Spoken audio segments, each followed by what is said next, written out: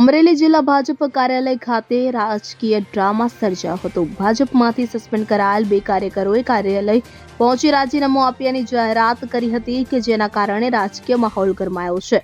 અમરેલી તાલુકા જસવંતગઢ ગામના અશોક માંગરોળિયા અને નિલેશ સાવલિયા નામના આ બંને કાર્યકરો ભાજપનું ખેસ પહેરી કાર્યાલય પહોંચ્યા હતા। તેમણે મીડિયા સમક્ષ ભાજપ સામે ન્યાય ન મળવાના આક્ષેપો કર્યા હતા અને લેખિતમાં રાજીનામું સુપ્રત કર્યું હતું। આ સમગ્ર ઘટના અંગે જિલ્લા ભાજપ મહામંત્રી રાજુ ભુતૈયાએ ખુલાસો કર્યો હતો। તેમણે જણાવ્યું હતું કે આ બંને કાર્યકરોને પાર્ટી દ્વારા અગાઉ જ સસ્પેન્ડ કરવામાં આવ્યા છે। ભાજપને બદનામ કરવાના ઈરાદાથી તેઓએ આ કાર્યાલય ખાતે આવી રાજીનામું આપવાનો દેખાવ કર્યો છે। જિલ્લા ભાજપ મહામંત્રી રાજુ ભુતૈયાએ વધુમાં જણાવ્યું હતું કે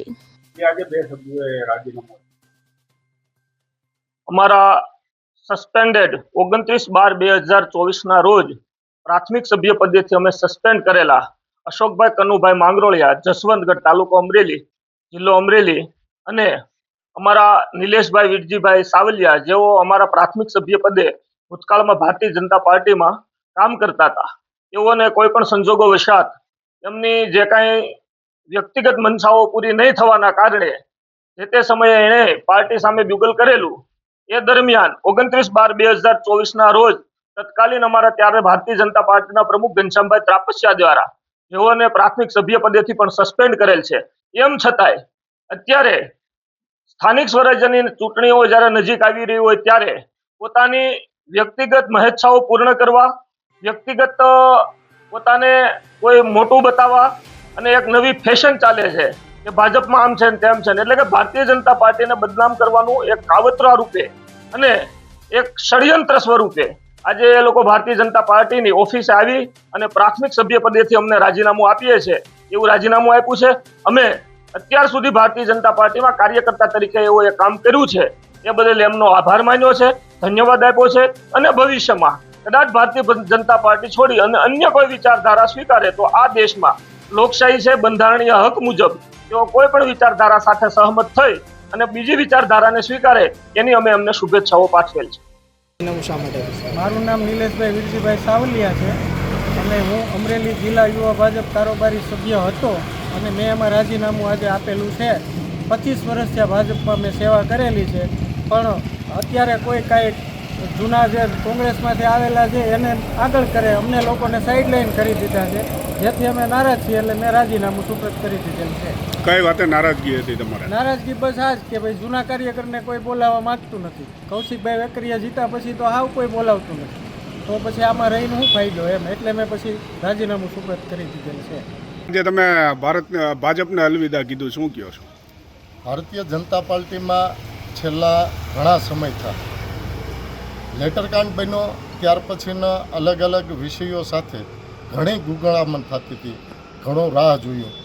પોલીસ પાર્ટીએ પ્રશાસને જ્યારે સમરી ફેરી છે, મારી 338ની કલમ હટાવી છે, છતાં પણ યોગ્ય ન્યાય મળતો નથી। કોઈને કોઈ સમયે કોર્ટમાં તારીખ પડીને અને નીકળી જાય છે। હજી જે રીતના જોઈએ એ પ્રમાણે ફૂલ સ્પીડમાં કામગીરી થવી જોઈએ એ થતી નથી।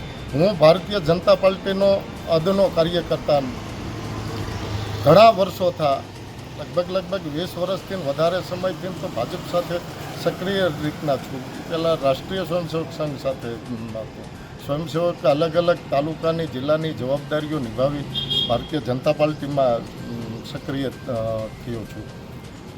ભારતીય જનતા પાર્ટીની હિન્દુત્વની વાત ઘરે ઘરે પહોંચાડવામાં મારે જિંદગીના 25 વર્ષ જેવી ખર્ચી નાખ્યા હોય અને છતાં કોઈ મુદ્દા વગરના મારી ઉપર એલિગેટ થયા હોય અને એમાં પાર્ટીના અલગ અલગ સ્ટેજ ઉપર અલગ અલગ ફોરમ ઉપર રજૂઆત કરેલી હોય અને હજી સુધી ન્યાય ન મળતો હોય, માત્ર એક જ વ્યક્તિના આધારિત પાર્ટી અત્યારે ચાલતી હોય એવું જ લાગે છે।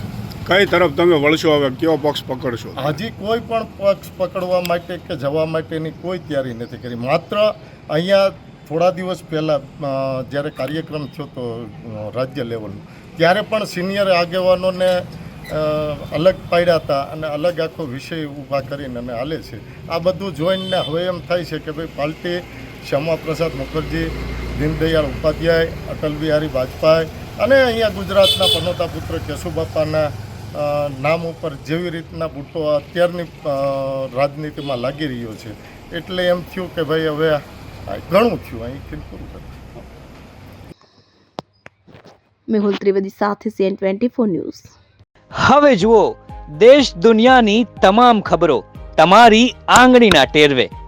ઉઠાવો મોબાઈલ અને Google Play Store પરથી ડાઉનલોડ કરો અમારી CN24 ન્યૂઝ મોબાઈલ એપ.